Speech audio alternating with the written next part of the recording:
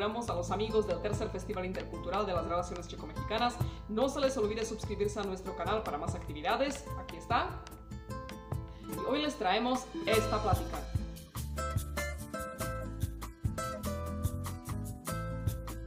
Estamos reunidos con el Dr. José Luis Escalona, antropólogo e investigador del CIESAS. Yo estoy aquí en Toluca, él está en San Cristóbal de las Casas y desde allí les va a platicar. Lo único que queda por hacer es pasarle la palabra atravesando la mitad del territorio mexicano. Adelante, José Luis. Dobry den. Muy buenos días, buenas tardes, buenas noches, donde quiera que estén. Para mí es un placer estar aquí con ustedes esta noche, esta tarde.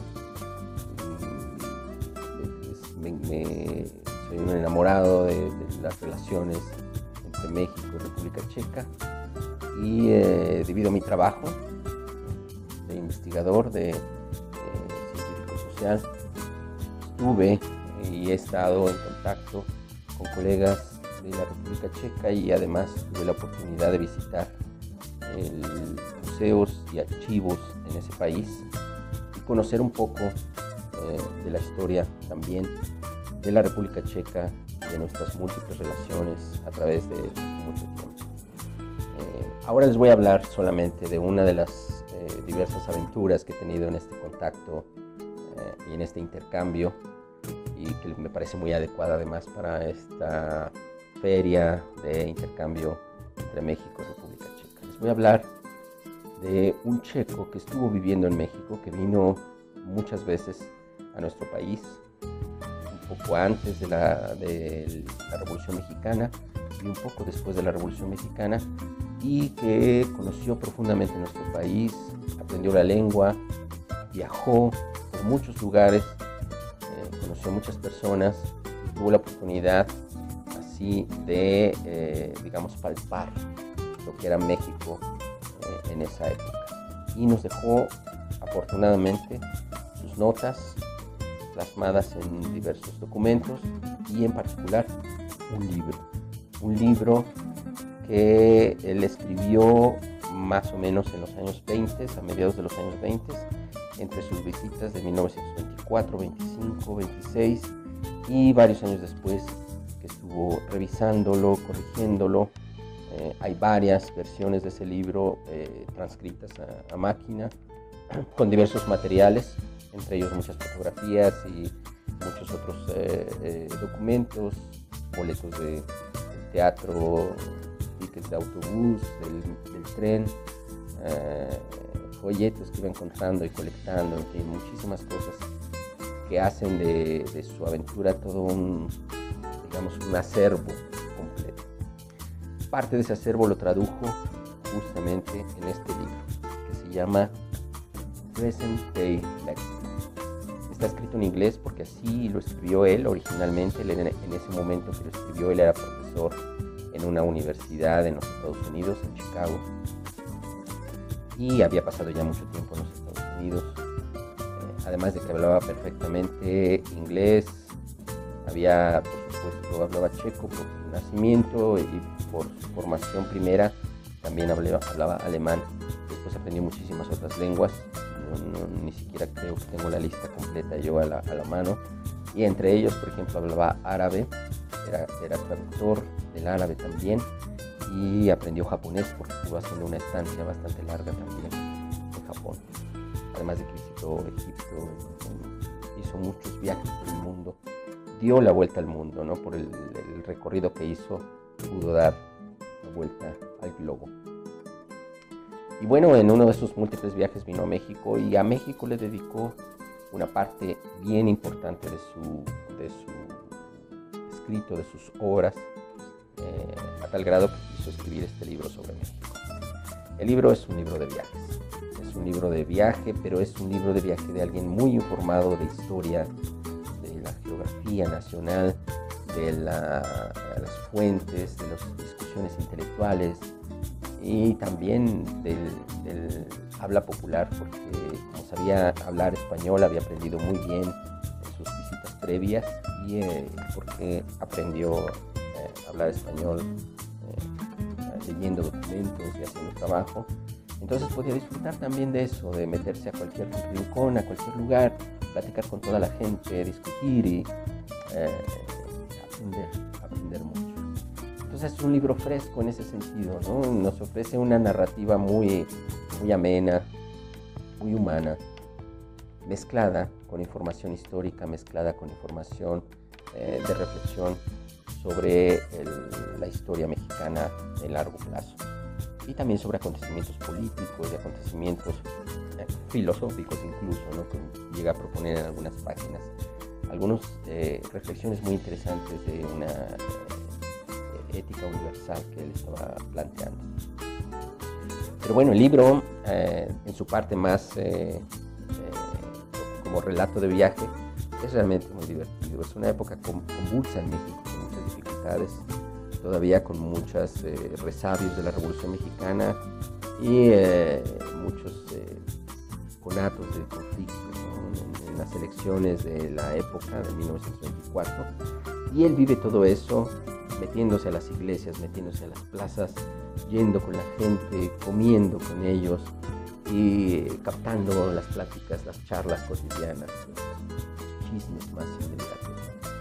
Todo eso lo introduce en este libro y además de su capacidad además enorme de hacer descripciones de los acontecimientos, de los paisajes, del mundo que estaba visitando y que estaba probando en ese momento. Y digo probando porque también hacía muchos comentarios sobre la comida. Le encantaban los puestos callejeros, le encantaba la comida hecha en los mercados. Se maravilla de la gran cantidad de cosas que se venden en nuestros mercados, que se venden en las fruterías, en las verduras. Y tenía una fascinación especial por también el pulque.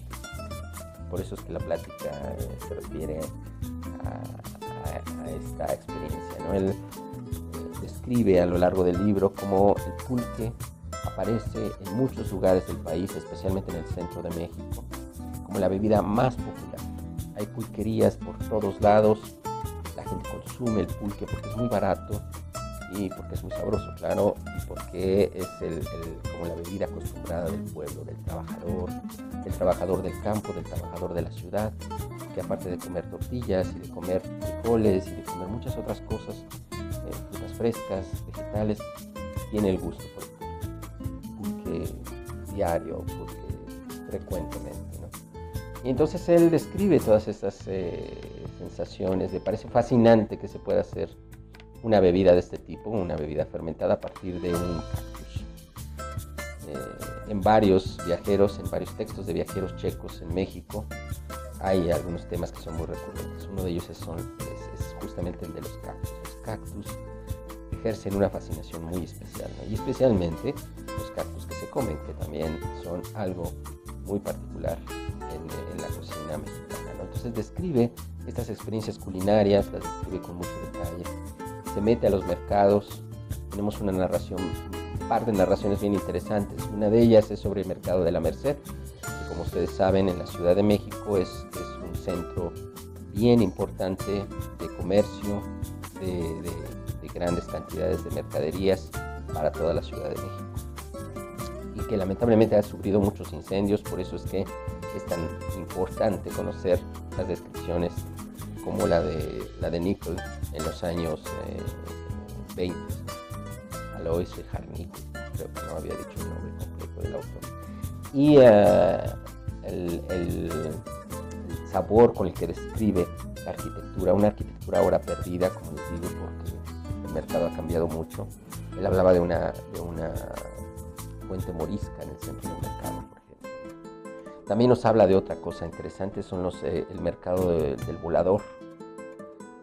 Se habla del mercado del volador porque había efectivamente un palo con un performance, digamos, una representación del volador que ahora conocemos como voladores de Papantla, pero que también era famoso porque era un lugar donde se robaba y se vendían y compraban cosas robadas, ¿no? En los años 20. Igualmente nos habla de las colonias de libaneses, de rusos y de otros extranjeros, digamos, que habían establecido colonias en el centro de la Ciudad de México, vivían en ese centro de la ciudad, y en algún momento tuvo una colaboración interesante con los editores de un periódico, un diario en árabe, hecho por libaneses sirios que estaban viviendo, por sirios que estaban viviendo en la Ciudad de México. En fin, tiene muchas de estas aventuras, otras de ellas que son muy interesantes. Se reflejan, por ejemplo, en su descripción de la ciudad. La Ciudad de México era el centro histórico de ahora. Había muchas colonias que apenas iban a surgir. Él habla, por ejemplo, de algún momento de lo que se fue poblando alrededor de lo que conocemos como la Avenida Reforma, que estaba prácticamente vacía y se empezó a llenar con casas de nuevos residenciales, digamos, una zona residencial. Pero también de cómo en esa época ofrecían paseos a todos los turistas para conocer los pueblos de los alrededores de la Ciudad de México. Y por pueblos hablaban de Xochimilco, de Tlalpan, de Coyoacán, de San Ángel, y él sale en esos paseos y describe sus impresiones de esos paseos en esa región. Una de las impresiones más interesantes es que encuentra que todavía hay muchos hablantes de náhuatl en muchos de estos pueblos. Bueno, está leyendo literatura también de la época, combina su paseo con descripciones o con memorias o con referencias a libros de historia mexicana, y lo hace de una manera suave, amena, que permite entender esas conexiones entre pasado y presente. El libro no incluye otras notas de un viaje que hizo después. Este viaje de 1924 fue por tierra, entró por ferrocarril desde Nuevo Laredo y siguió bajando hacia el centro de México por varias ciudades, San Luis Potosí, Querétaro, en fin, y incluye descripciones de todo esto. Un poco de tiempo después haría otro viaje a Yucatán, y de ese viaje tiene otras notas aparte que no están en este libro, pero que son bien interesantes porque él llega en un momento en que se empieza a hacer investigación ya más o menos en gran escala en la región de los sitios arqueológicos mayas. Y él está encantado también con la posibilidad de poder contribuir a la investigación en la región, especialmente en el desciframiento de los glifos mayas. Quizá lo hacía porque su conocimiento de diversas lenguas, se dice que manejaba, podía leer por lo menos una treintena de lenguas y además escribía muy bien en varias de ellas, por lo menos unas 6-7 lenguas él podía escribir fluidamente, entre ellas español, y pensó, ¿no? Quizá yo que puedo leer todas las lenguas latinas y puedo leer japonés y árabe, quizá puedo leer algo en esos glifos que son un misterio para los investigadores. Y bueno, va a Yucatán. No hace una contribución en ese sentido, escribe unas notas sobre la manera en que el maya yucateco influye en la forma de hablar el español en Yucatán, que todos nosotros conocemos como mexicanos, y sabemos que es ese tono especial, esas palabras, esas formas gramaticales que de pronto aparecen, que muchos lingüistas, entre ellos Monique, han sugerido, tienen mucho que ver con esa conexión con el maya, con la lengua maya. Pues es un libro muy interesante y lamentablemente, digamos, para él y para los contemporáneos de él, el libro fue escrito en varias versiones, revisado por él después de sus viajes a México, y nunca pudo publicarlo.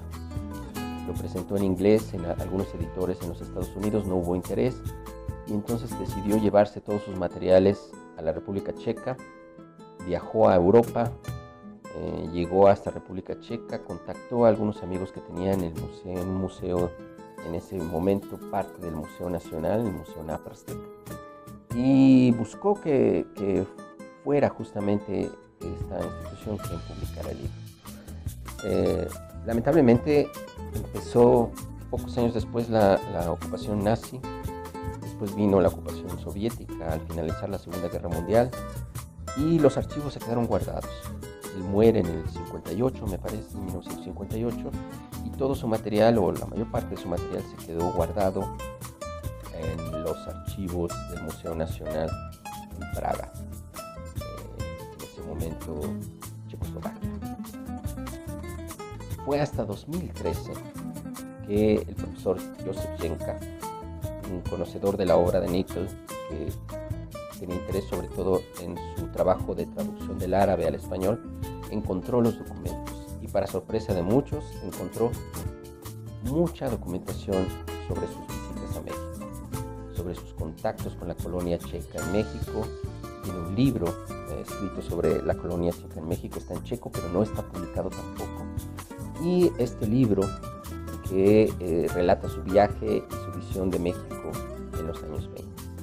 Y entonces tuve la fortuna de que me invitaran a mí a participar en el rescate y la edición de este trabajo, que ahora se puede conseguir a través de la librería del Museo Nacional en Praga, en su página web. Espero que en algún momento se pudiera hacer una buena traducción al español. Sería realmente una obra de mucho interés para quienes gustan de la historia y para quienes gustan ver el pasado mexicano visto a través de los ojos de visitantes tan ingeniosos y tan profundos también en el sentido del conocimiento histórico de México, y tan buenos observadores de las prácticas populares, de la vida popular en nuestro país. El libro está editado por Dagmar Winklerova y por la doctora Marta Kryjova, quienes me invitaron además a escribir un pequeño estudio introductorio, y quienes invitaron también al doctor Josef Jenka, que, como les digo, es el experto, el biógrafo de Nickel, quien ha dedicado mucho tiempo a trabajar la obra de este checo, y quien fue el que descubrió todo este archivo que ahora podemos disfrutar en parte a través de esta edición. Y pues esa es mi aventura que les quería contar sobre República Checa. Děkuji moc.